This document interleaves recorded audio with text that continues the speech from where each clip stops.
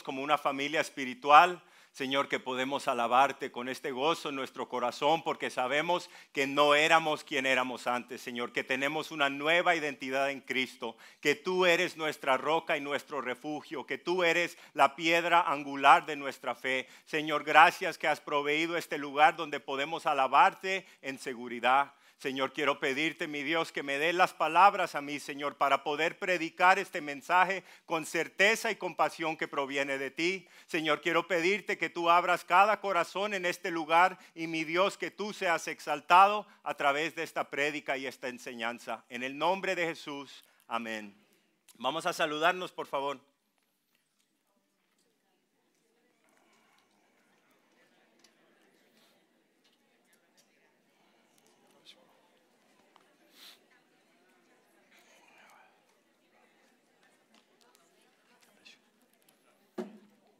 God bless you, brother.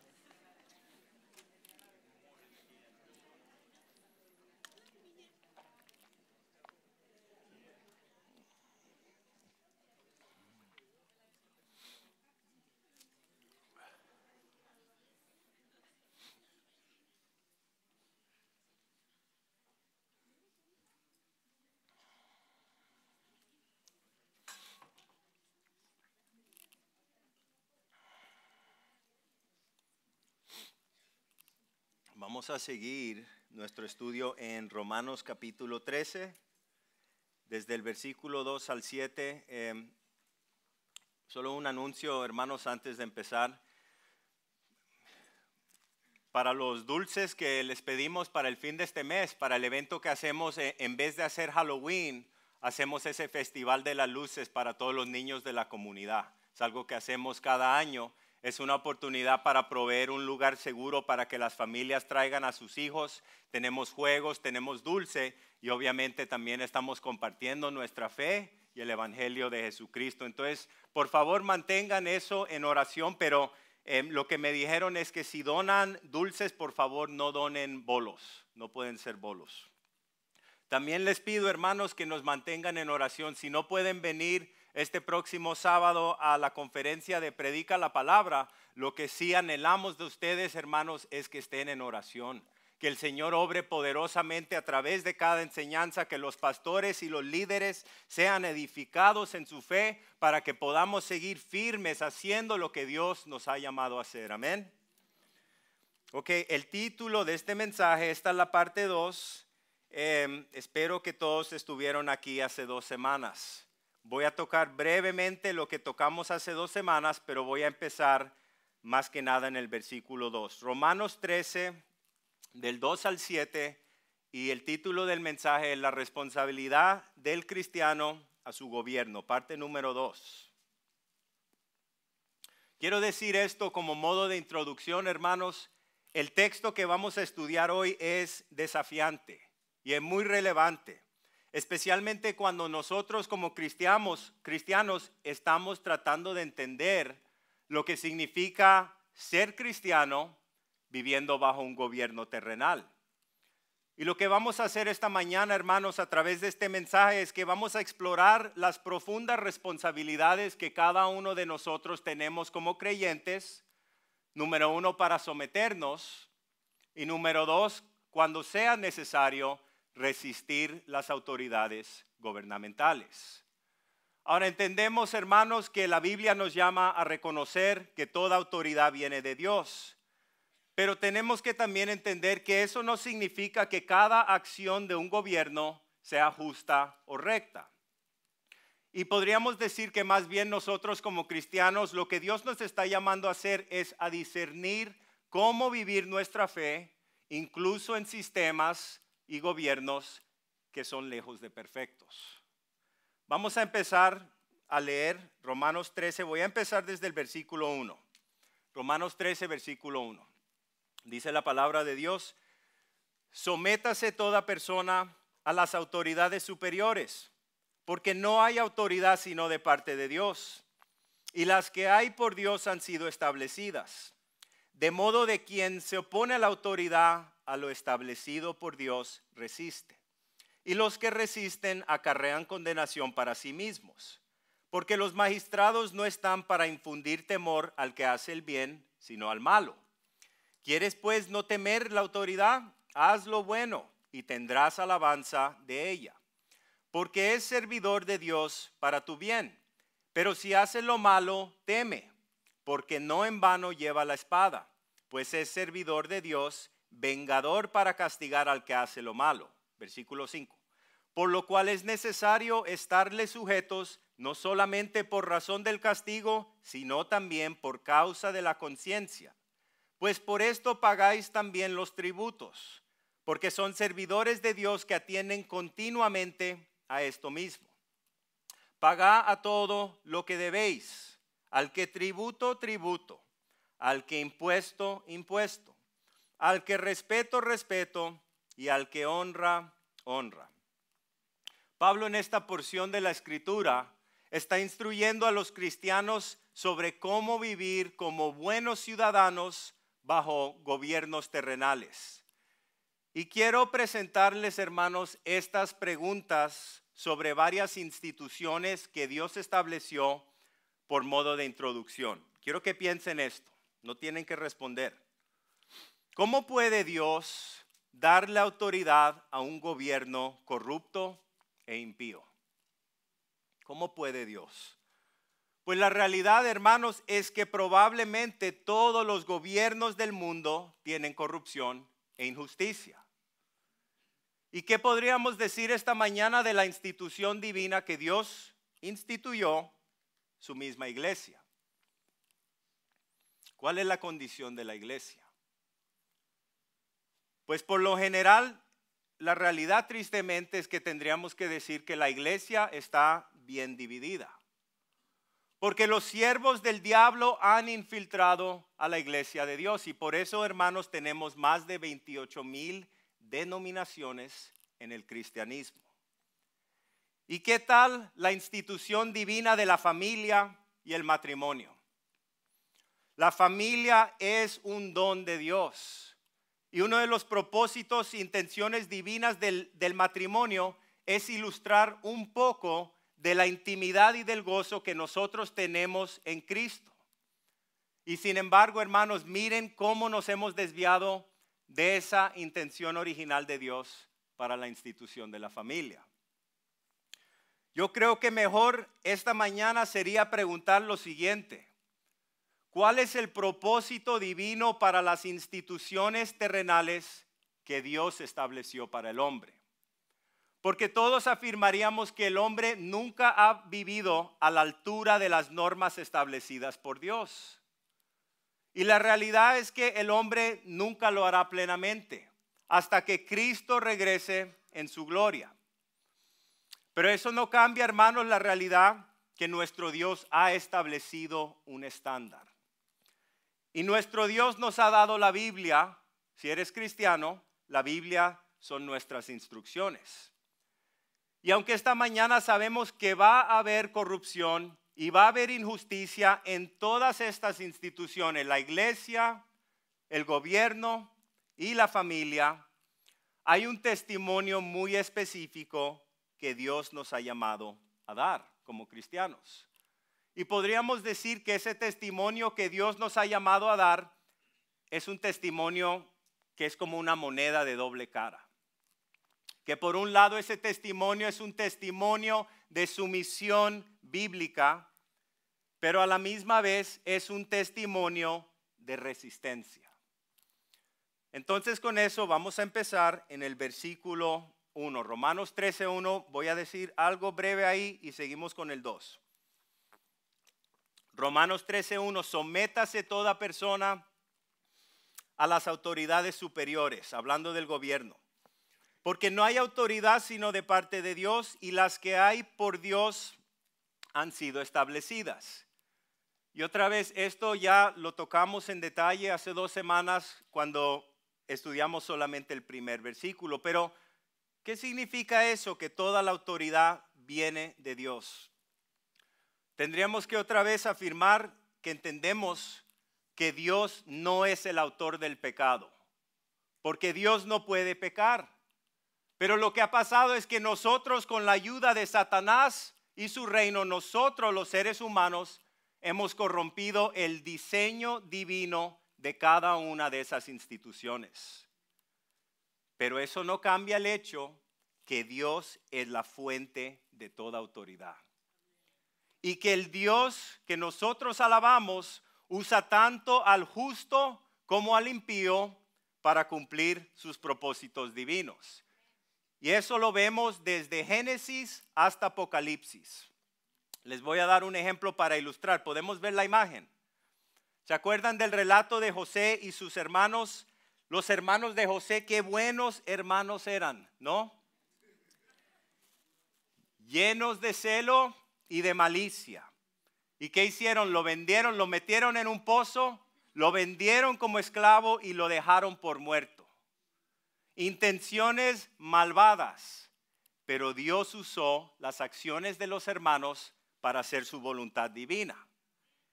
José fue vendido a la esclavitud a los 17 años. José pasó 13 años de tribulación. Y a los 30 años José ascendió a ser el segundo en autoridad en Egipto bajo Faraón. Y después de todo eso, miren lo que dice este hombre en Génesis capítulo 50, versículo 20. A sus hermanos, ¿se acuerdan que no había comida? Sus hermanos vinieron a Egipto porque estaban muriéndose de hambre. Se dieron cuenta que este hombre que estaba en poder era José, el que ellos habían dejado por muerto. Y sus hermanos llenos de temor pensando, seguro que nuestro hermano se va a vengar en este punto. 13 años de tribulación por el pecado de sus hermanos. Pero miren la respuesta que les dio José. Les dijo en el versículo 20, ustedes se propusieron hacerme mal, pero Dios dispuso todo para bien. Él me puso en este cargo para que yo pudiera salvar la vida de muchas personas. Qué belleza la manera en que eso ilustra el principio de Romanos 8:28. Cuando nosotros como cristianos podemos mirar nuestra vida, las cosas buenas y las malas y decir, Dios, no entiendo cómo vas a usar esta circunstancia difícil en mi vida, pero los ejemplos de la Biblia me enseñan que Dios, tú usas todo para mi bien y para tu gloria. Y solamente una persona que conoce íntimamente al Dios de la Biblia puede tener este tipo de perspectiva. Y quiero decir, hermanos, que Dios no causó el mal, pero Dios usó el mal de sus hermanos para hacer bien. Quiero en este mismo tema de José, quiero que pensemos esto un momento. Les pregunto, ¿qué ejemplo nos da José en su vida? Piénsenlo un momento.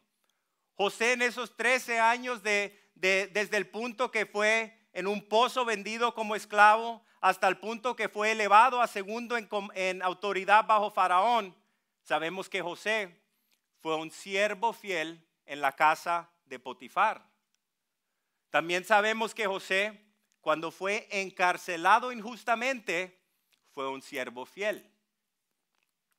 Podríamos decir esta mañana, como modo de observación, que José era un hombre sometido a la autoridad puesta sobre él.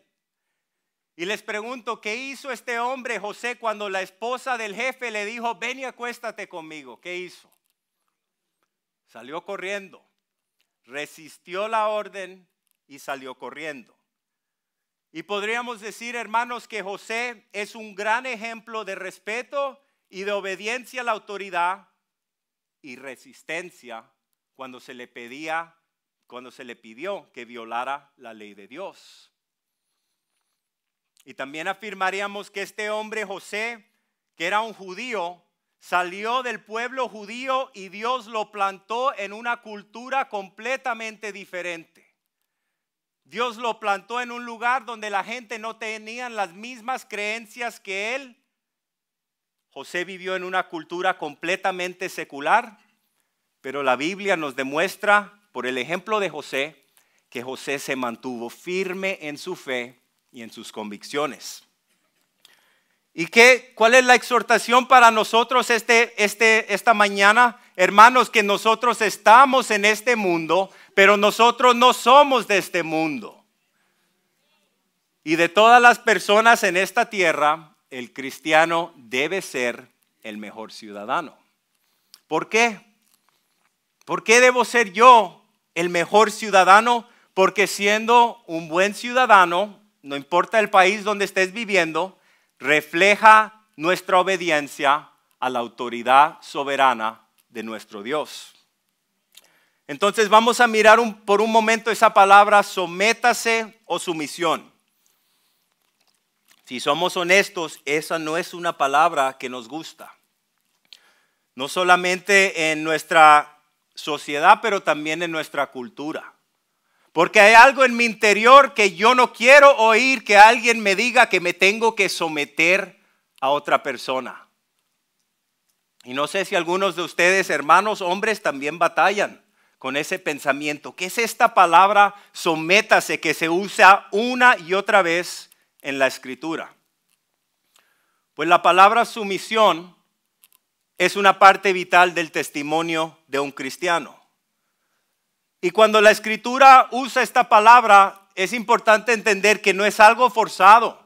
No es que el gobierno o la gente nos dicen te tienes que someter. La sumisión es algo que el cristiano, el discípulo de Cristo, hace voluntariamente. Es tan importante entender eso. Se podría decir que la disposición general de cada cristiano hacia su gobierno debe ser una de sumisión. Pues, ¿qué significa esta palabra sumisión en el contexto que estamos estudiando aquí? En el contexto del cristiano sometiéndose al gobierno, esto se refiere a una actitud voluntaria de respeto y de obediencia a la autoridad gubernamental, arraigada en la creencia de que toda autoridad es establecida por Dios. Pero hermanos, tengo que decir esto también. Ese respeto y esa obediencia que tenemos por el gobierno no es una lealtad ciega, sino más bien se podría decir que es un reconocimiento que Dios usa las instituciones humanas para mantener el orden y la justicia en la sociedad. Y eso es lo que nosotros hacemos como cristianos. El cristiano no es conocido por su rebelión, el cristiano es conocido por su obediencia, excepto en casos donde obedecer esa autoridad nos causaría violar la ley de Dios. Y eso lo vamos a tocar aquí. Porque obviamente, hermanos, sí hay momentos donde es apropiado que cada cristiano resista esas mismas instituciones que fueron establecidas por Dios. Vamos a seguir en el versículo 2. Dice, el tema aquí es resistir a la autoridad, es oponerse a lo que Dios ha establecido. Acuérdense que en este tema es una moneda de doble lados. Vamos a mirar el primer lado. Dice, de modo que quien se opone a la autoridad, a lo establecido por Dios, resiste. Y los que resisten acarrean condenación para sí mismos. Pues tendríamos que decir esta mañana que entendemos que la institución del gobierno tiene la autoridad divina para castigar a cada persona que decide violar las leyes del gobierno. Y otra vez ya sabemos que por lo general el patrón de la vida de un cristiano es obediencia, respeto, y sabemos que por lo general los que resisten esa autoridad del gobierno, sea el gobierno o sea la policía, van a tener problemas. Seguimos en el próximo versículo, Romanos 13:13. Porque los magistrados no están para infundir temor al que hace el bien, sino al malo. ¿Quieres pues no temer la autoridad? Haz lo bueno y tendrás alabanza de ella. Hermanos, el gobierno y la policía fueron establecidos por Dios, por el propósito de mantener el orden y la justicia en la sociedad. Quiero enseñarles una imagen como una ilustración. ¿Podemos ver la imagen? En el año 2020, miren esta imagen. En el año 2020 en Portland, Oregon, ¿podemos ver la próxima imagen? pasaron una medida. Esto es lo que se ve, así se veían las calles de esta ciudad, Portland, Oregon. Y esto es en un vecindario de alta clase. Y podemos ver la última. En campamentos de homeless, drogadicción, crimen, violencia por toda parte, un caos completo, una anarquía completa en la ciudad de Portland. ¿Por qué? Porque en el año 2020 se aprobó algo que llamaban la medida 110. Y en esta medida 110 lo que hizo el gobierno y la autoridad de esa área es que aprobaron la legalización de pequeñas cantidades de heroína, de metanfetamina y de cocaína. Entonces, en vez de meterte en problemas o meterte preso si tenías un poquito de droga, lo que hacían es que te citaban y te decían tienes que ir a meterte en un programa. Pero obviamente no funcionó la manera en que ellos pensaron. Para el año 2023 había una epidemia completa de fentanilo y otras drogas. Habían unas fotos bien gráficas, pero no las quise poner ahí. Pero si ustedes buscan en YouTube, la epidemia de la droga es algo increíble, es algo muy triste. La manera en que la gente se está inyectando fentanila y droga ahí mismo en la calle, como si no fuera nada. Y para el año 2020, parte de la razón por qué esto pasó, hermanos, ustedes se acuerdan que había ese movimiento donde estaban diciendo vamos a desfinanciar a la policía. Vamos a quitarle los recursos a la policía. Y quiero decir esto, antes de ser cristiano, yo estaría 100% de acuerdo con cada una de esas doctrinas y esas perspectivas. Porque también yo, en el tipo de vida que yo vivía, yo veía a los policías como que los policías son la gente mala. Pero como cristiano, yo soy el gran apoyador de los policías. Porque sin policías tenemos una anarquía completa. Y por supuesto que policía o cualquier institución tiene que haber regulación, tiene que haber contabilidad. Pero ¿cómo vamos a decir que vamos a quitarle la financia a la organización de la policía? Y después vemos lo que empieza a pasar. En el 2021 el nivel de crimen y el problema de la seguridad de ese poblado estaba tan grave que toda la gente estaban diciendo necesitamos un cambio aquí. Y finalmente el gobernador de esa ciudad decidieron contratar más policías. Eso se los doy como ilustración para que veamos que no importa el tipo de gobierno que tenemos, el gobierno y la policía sirven un propósito en la comunidad. Esta mentalidad de odiar a la policía, de desfinanciar a la policía, de oponerse a la policía, eso no es una perspectiva cristiana. Eso es una perspectiva mundana. Y si no hay policía, hay anarquía. Les doy una escritura para esto. Miren lo que dice en Jueces capítulo 21, versículo 25. Dice sobre la tierra de Israel, en esos días no había rey, no había líder en Israel. Y cada uno hacía lo que le parecía bien ante sus propios ojos. Otra vez, hermanos, hay un caos completo cuando la autoridad no está cumpliendo su deber divino.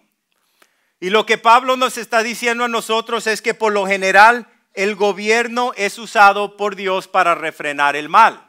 Y por lo general, si tú haces lo bueno, no tienes nada que temer de tu gobierno. Pero obviamente esto no es una regla absoluta. ¿Qué le pasó al mismo Hijo de Dios que vivía bajo la autoridad del gobierno? ¿Qué le pasó? Fue crucificado, ¿no? Por el mismo gobierno. Podemos ver la imagen. Una imagen de los mártires. Decenas de miles de cristianos fueron martirizados bajo el gobierno romano. Y esto incluía a Pedro, al apóstol Pedro y al apóstol Pablo, que escribió esta versión de la escritura diciéndonos, sométanse a este gobierno. Ese mismo gobierno mató al que escribió esta porción de la escritura por inspiración del Espíritu Santo. la Unión Soviética, China y otros regímenes comunistas, así también como los radicales islámicos, han asesinado a millones y millones de cristianos. Fíjense que más de 20 millones de cristianos fueron martirizados solamente desde el año 1900 hasta el año 2000 en los campos de prisioneros soviéticos. 20 millones de cristianos. Y hay una estima que dice que en los últimos 100 años en todo el mundo han martirizado 40 millones de cristianos. Podríamos decir, hermanos, que la sangre de millones de cristianos se ha derramado en los últimos 2000 años bajo el dominio de gobiernos seculares que se oponían a la fe cristiana. Y les pregunto, ¿qué ha hecho eso por la iglesia de Cristo? Miren lo que dice Tertuliano, uno de los líderes de la iglesia primitiva. Tertuliano dijo: la sangre de los mártires es la semilla de la iglesia. Es por la sangre de los mártires que la iglesia ha crecido en la manera en que ha crecido. Y uno tendría que preguntarse, ¿qué es esto que ellos creen? ¿Qué es esto que ellos creen que están dispuestos a morir por esta fe? Hermanos, hombres, mujeres y niños que nunca han tenido una Biblia, pero que han tenido un encuentro con el Dios de la Biblia y que no están dispuestos a negar su fe. Porque muchas veces en estos países comunistas les dicen, ¿eres cristiano? Sí, te vamos a dejar libre, pero tienes que negar a Jesucristo como tu Salvador. ¿Qué es lo que ellos tienen en su vida? Que ni siquiera conocen la Escritura, porque muchos de ellos no tienen Biblia, pero están dispuestos a morir por su fe. ¿Qué es lo que ellos tienen, hermanos? Han tenido un encuentro con el Dios de la Biblia. Y quiero decirles esta mañana que tú puedes estar aquí, esta mañana tú puedes tener una Biblia en tus manos, pero te haría esa pregunta a ti. ¿Has tenido tú un encuentro con el Dios de la Biblia? Pues ¿cómo lo sé? ¿Cómo sé yo esta mañana si estoy sentado aquí y he tenido un encuentro con el Dios de la Biblia? Porque tu vida nunca será igual. Porque ya no es simplemente una Biblia. Porque ya es tu conexión con el Dios viviente. Porque ya no es un Dios distante, porque ahora es tu Dios. Porque algo ha cambiado en tu vida. Antes era pura religión. Ahora tú vienes con un anhelo de vivir tu presencia en la gloria de Dios. Ahora diariamente tú no puedes mantenerte en tu pecado. Tú quieres satisfacer a Dios. Tú quieres obedecer sus leyes. Tú quieres servir al Señor. Tú quieres caminar con Dios. Pues ¿qué hago si estoy aquí esta mañana y me estoy dando cuenta que yo no tengo una relación personal con Jesucristo y con Dios? La Escritura dice que no es sobre yo venir a la iglesia y ser una persona buena, porque no hay ninguno justo que se puede salvar. El estándar de Dios es absolutamente perfecto. La Escritura afirma que si tú has dicho una mentira, que si tú has mirado a una persona con lujuria o lascivia, que si tú has robado, que si tú has matado en tu corazón, si tú has quebrado uno de los 10 mandamientos, eres culpable y los has quebrado todos. Y todos nos merecemos la condenación y todos vamos en camino al infierno. Pero Dios en su gran amor estaba dispuesto a reparar esta relación. Dios en su gran amor dijo, voy a mandar a mi Hijo Jesucristo a hacer lo que ningún hombre puede hacer. Y Jesucristo vivió la vida perfecta que ninguno de nosotros podemos vivir. Y Jesucristo, el Cordero inmolado de Dios, fue crucificado en esa cruz por todos mis pecados y por todos tus pecados. Y la Biblia afirma una y otra vez que si tú y yo estamos dispuestos a decirle al Señor, Señor, yo soy un pecador. Señor, yo no puedo ser salvo sin Cristo. Que si podemos parar de confiar en nuestras propias buenas obras y en nuestro mérito, y que si miramos al Cristo exaltado y nos arrepentimos de nuestro pecado y decimos: Dios, entra a mi vida. Dios, quiero que cambies mi corazón. Dios, quiero ser una nueva creación. Que el Espíritu de Dios viene y mora en tu interior. Y no significa que no vas a tener problemas. Pero lo que significa es que te vas a dar cuenta que has pasado todos esos años buscando cosas, relaciones, adicciones, cosas de este mundo para satisfacer un hambre y una sed que no se puede satisfacer. Solamente Cristo en tu corazón puede satisfacerte, hermano.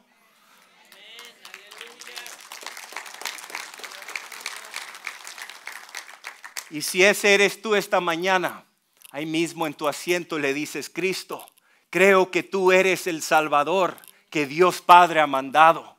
Me arrepiento de mis pecados, te recibo en mi corazón, guíame de este día hacia adelante.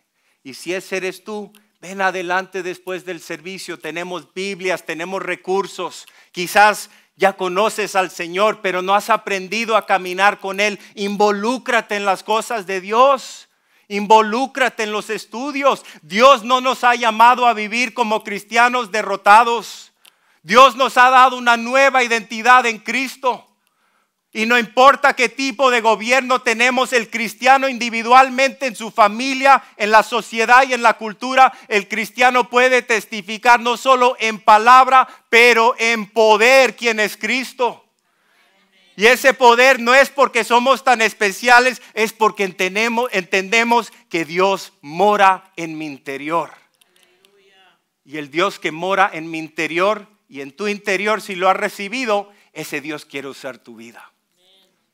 La pregunta es: ¿estás dispuesto? ¿Estás dispuesto a vivir la vida que Dios te ha llamado a vivir?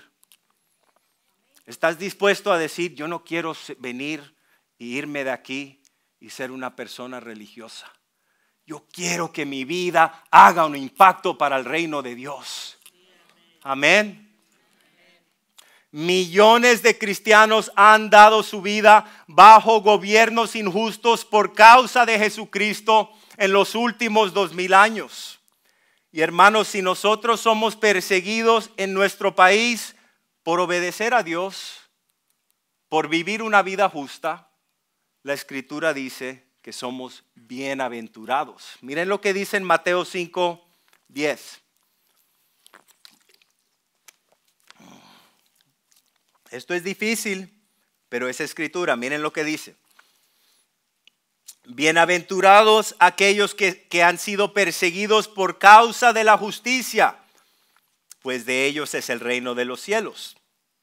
Bienaventurados serán cuando los insulten y persigan y digan todo género de mal contra ustedes falsamente por causa de mí. ¿Qué debemos hacer? Regocíjense y alégrense, porque la recompensa de ustedes en los cielos es grande. Porque así persiguieron a los profetas que fueron antes de ustedes. Hermanos, si van a hablar mal de mí y si van a hablar mal de ti, que sea porque nosotros estamos haciendo bien. Amén. Ahora vamos a mirar el otro lado de la moneda. Hay tiempos legítimos donde nosotros debemos resistir a las autoridades, las mismas autoridades que Dios ha instituido. Y en ese caso, si nos toca resistir, el deseo de Dios es que lo hagamos con respeto.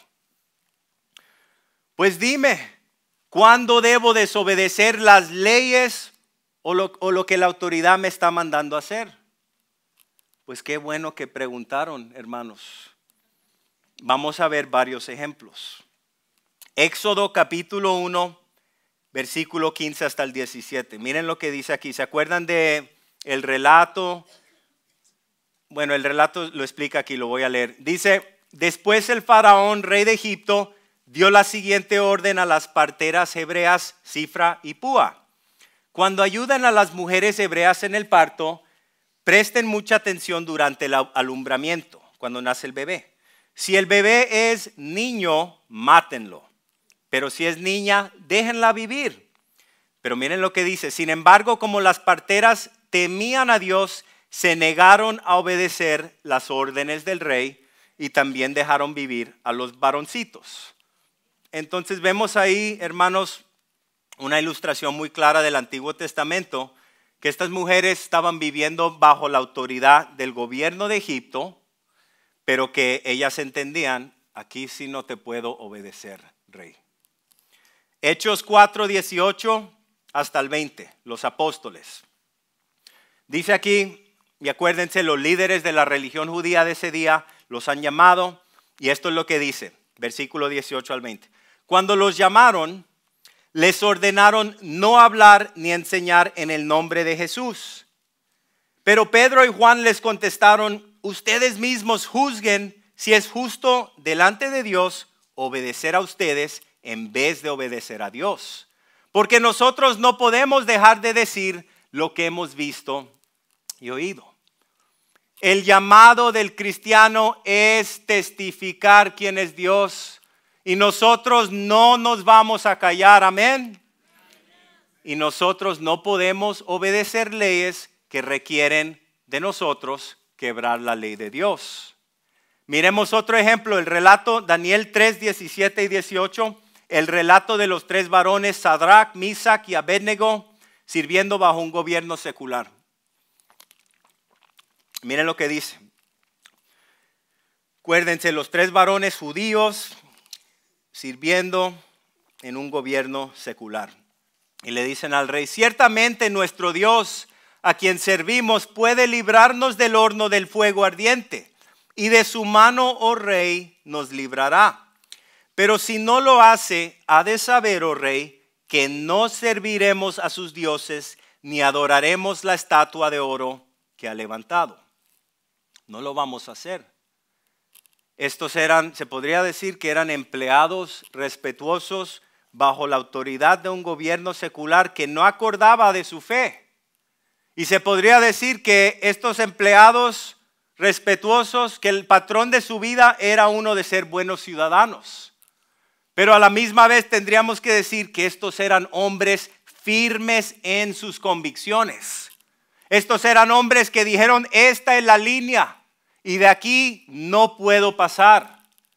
Y hermanos, eso es un buen ejemplo que nosotros también debemos seguir. Pues ¿cuál es la línea? La palabra de Dios provee la línea. Cada circunstancia, cada cosa que nos está pasando diariamente, la palabra de Dios tiene un principio que nos guía y provee la línea. Y el cristiano dice, con todo respeto, eso no lo puedo hacer. Eso va contra mi fe en Dios. Un ejemplo más. Daniel capítulo 6, versículo 4 y 5. Daniel era un empleado en un gobierno secular y para darles el trasfondo de esta porción de la escritura, acuérdense que algunos de sus compañeros estaban bien celosos de él. Porque aquí viene este varón judío y de repente el rey quiere darle la posición de autoridad a Daniel sobre todos ellos. Y ellos dicen, ¿quién es este varón judío? Tenemos que encontrar algo en él. Y miren lo que dice. Miremos qué dice su jefe y sus compañeros de trabajo sobre su testimonio. Daniel 6:4. Entonces los demás administradores y altos funcionarios comenzaron a buscar alguna falta en la manera en que Daniel conducía los asuntos de gobierno. Pero no encontraron nada que pudieran criticar o condenar. Dice que era fiel, siempre responsable y totalmente digno de confianza. Y finalmente llegaron a la siguiente conclusión.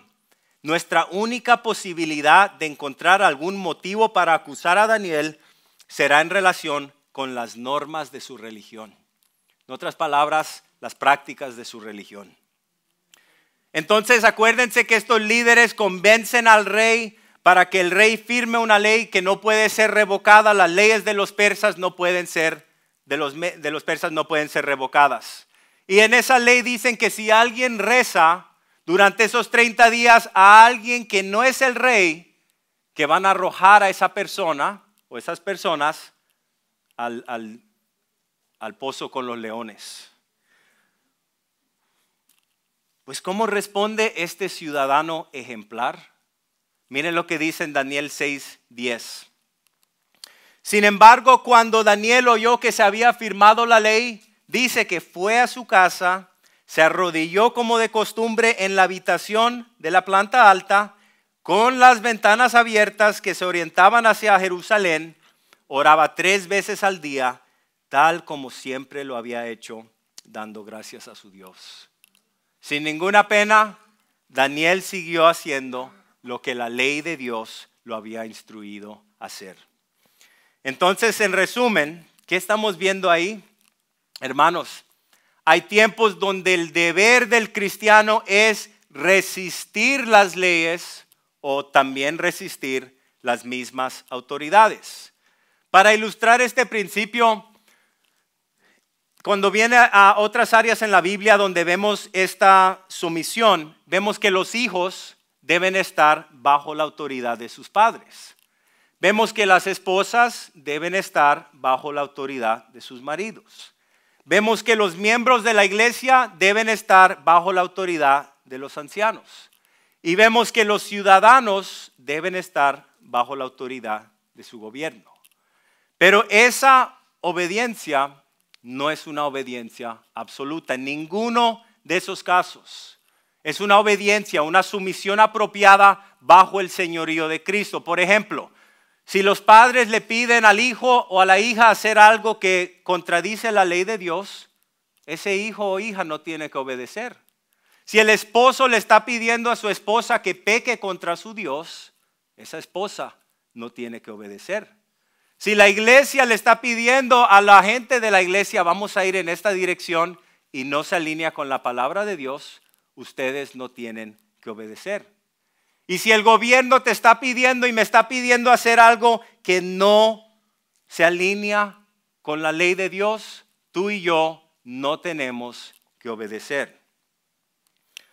Pero lo que Dios quiere, lo que Dios no quiere, es importante notar esto, hermanos, para cada uno de nosotros que estamos viviendo bajo un gobierno opresivo secular, es que nosotros siempre estemos enojados, rebeldes y rencorosos.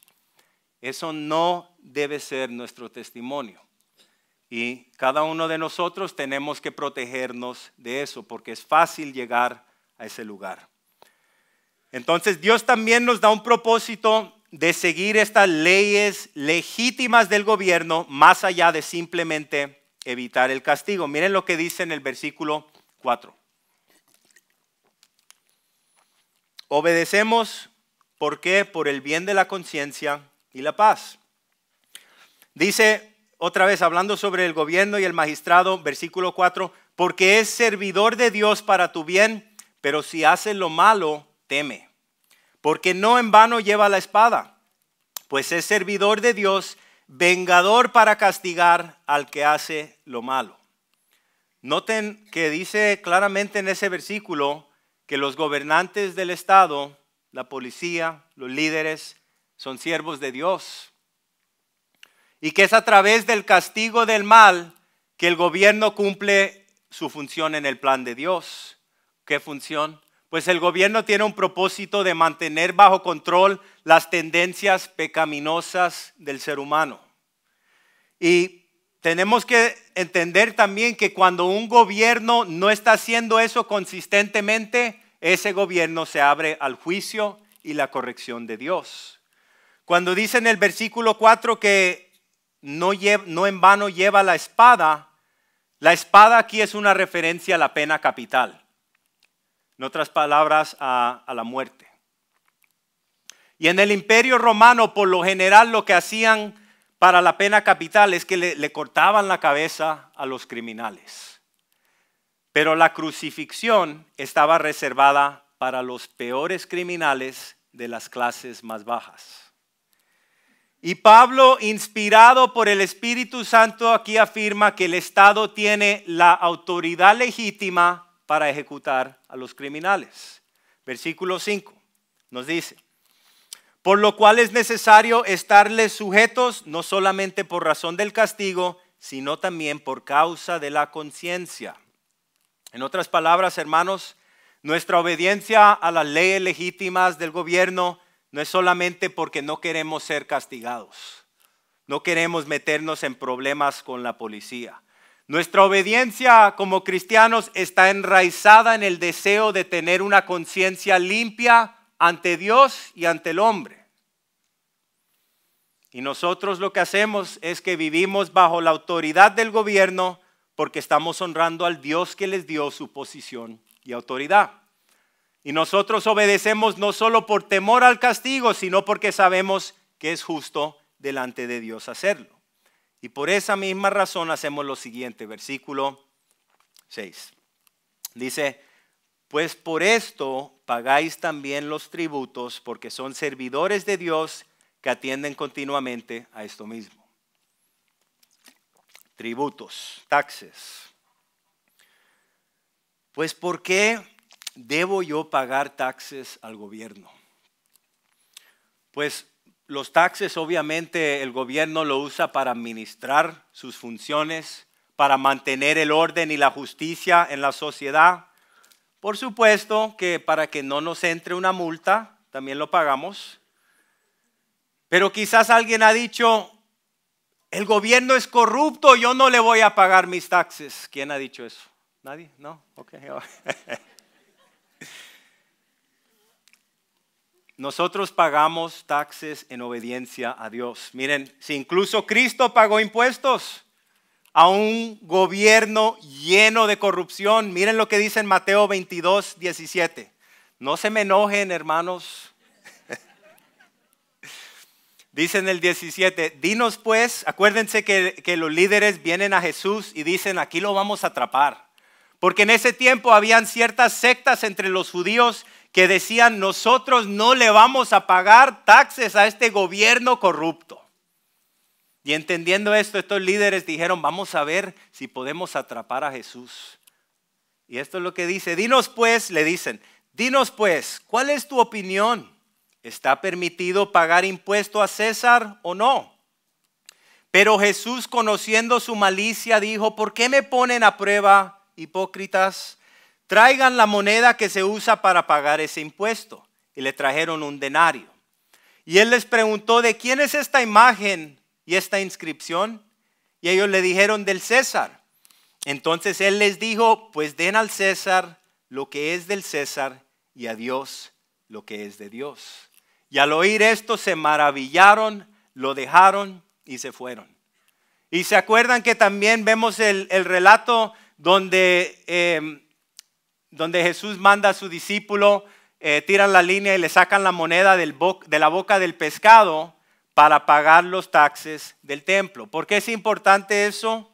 Porque está demostrando que aún siendo Jesús el Hijo de Dios, que no tiene ninguna responsabilidad a pagar los taxes, el mismo Hijo de Dios respetaba las leyes y la autoridad.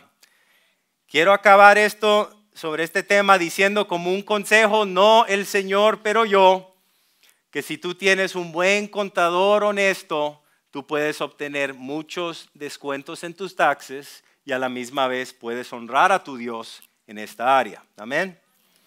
Ok, vamos a acabar con el versículo 7. Versículo 7 otra vez, hablando sobre el gobierno y sus líderes, nos dice Pablo, paga a todo lo que debéis, al que tributo, tributo, al que impuesto, impuesto, al que respeto, respeto y al que honra, honra. Entonces, otra vez, debemos darle al gobierno el tributo, el honor y la reverencia apropiada que se deben. Y en resumen, hoy, recordémonos esta semana, hermanos, porque esto es un tiempo muy relevante para esta porción de la Escritura, que la soberanía de Dios reina sobre todos los gobiernos de nuestro mundo, sean gobiernos justos o gobiernos corruptos.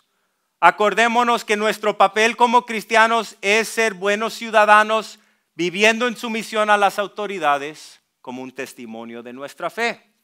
Pero al otro lado de la moneda, acordémonos que también debemos estar preparados para resistir respetuosamente cuando esas autoridades nos digan que tenemos que hacer algo que contradicen los mandamientos de Dios.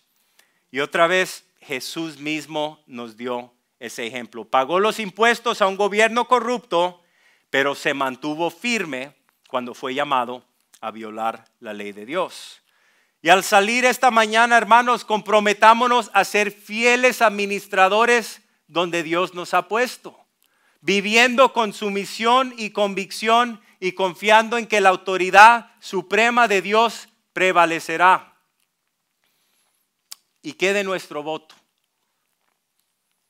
Con todo esto en mente que acabamos de estudiar, si una persona debe elegir entre dos gobiernos, es correcto apoyar el que más se alinea con los propósitos de Dios para el gobierno.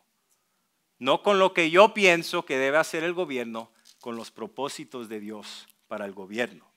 Y tenemos recursos aquí. Si quieren recursos, allá afuera se me olvidó cómo se llama esa área. El kiosco. En el kiosco tienen recursos que explican a quién apoyamos nosotros basado en nuestras creencias bíblicas. Hermanos, otra vez, no hay gobierno o líder perfecto. Y en todo, incluyendo nuestro voto, lo que debemos hacer es escudriñar las Escrituras y hacer decisiones en qué grupo o individual mejor representa las leyes de Dios.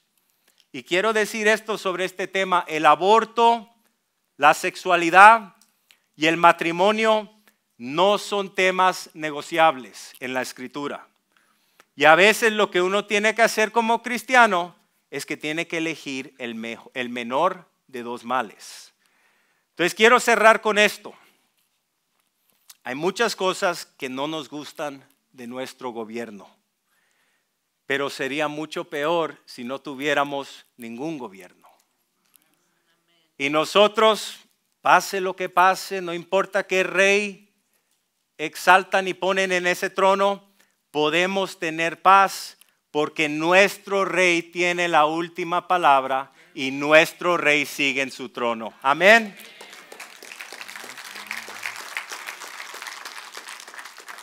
Tenemos el equipo de Yucatán, ¿están aquí presentes? Si el equipo de Yucatán, tenemos el equipo de Yucatán que va a salir esta próxima semana, hermanos, en el viaje para servir al rebaño de Dios en esa área. Queremos que se acerquen adelante y lo que vamos a hacer, voy a orar por ellos y les voy a pedir que se unan conmigo en oración.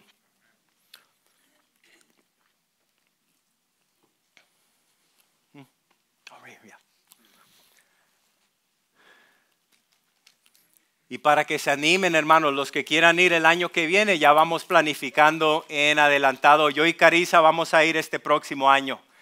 Vamos a unirnos en oración por nuestros hermanos. Señor, esta mañana queremos darte gracias que como un ministerio podemos apoyar a nuestros hermanos en fe. Queremos extender nuestras manos contra este grupo de varones y de hembras que han tomado este paso de fe, que han dicho: Señor, aquí estoy, mándame a mí. Señor, te pedimos que tú les concedas sabiduría, que sus palabras sean llenas de gracia, que tú los capacites con tu poder, Espíritu Santo, para que ellos puedan ministrar bajo tu autoridad a cada persona y cada individual. Que tú les des un corazón para discernir las necesidades espirituales y básicas de cada persona, que tú les llenes el corazón con el amor de Cristo y que cada persona que ellos toquen, ellos puedan saber que tú estás fluyendo a través de sus vidas. Señor, te pedimos que los protejas, te pedimos que los llenes y te pedimos que los uses para tu honra y tu gloria. En el nombre de Jesús, amén.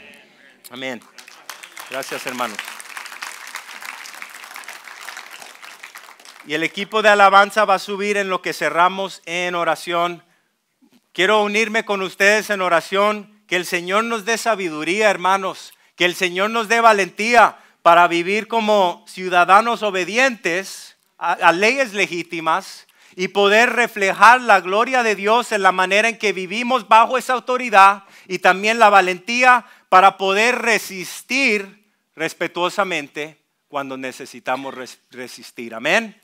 Señor, esta mañana también te damos gracias, Dios. No siempre nos gusta lo que leemos, pero Dios, es tu palabra. Y nuestro deseo es vivir nuestra vida bajo la autoridad de tu palabra. Y todo lo que tú has escrito, Espíritu Santo, tú nos capacitas para vivir una vida que te trae honor y gloria. Señor, ayúdanos, Señor, esta mañana, si tenemos rencor en nuestro corazón, falta de perdón o una lengua crítica, Señor, nos arrepentimos de eso, Señor. Oramos por el gobernador, oramos por el presidente, oramos por el gobierno que tú has establecido. Mi Dios, que tú traigas salvación. Mi Dios, que tú traigas avivamiento. Señor, que tú les abras los ojos. Dios, que tú traigas un cambio a nuestro país. Dios, que tú traigas una vez más justicia en nuestras escuelas. Dios, que la juventud puedan saber quién eres tú. Dios, que tu iglesia pueda levantarse con valentía y coraje para testificar de quién eres tú en poder. Dios, levanta tu iglesia. Dios, aviva tu iglesia. Señor, llénanos con tu Espíritu Santo y úsanos esta semana para tu honra y tu gloria. En el nombre de Jesús. Amén. Amén, amén, amén. Y acuérdense, hermanos, los que son siervos del ministerio, para ustedes y sus familias, tenemos la reunión en el parque a la 1 p.m. esta tarde. Que Dios los bendiga, hermanos, que tengan buena semana.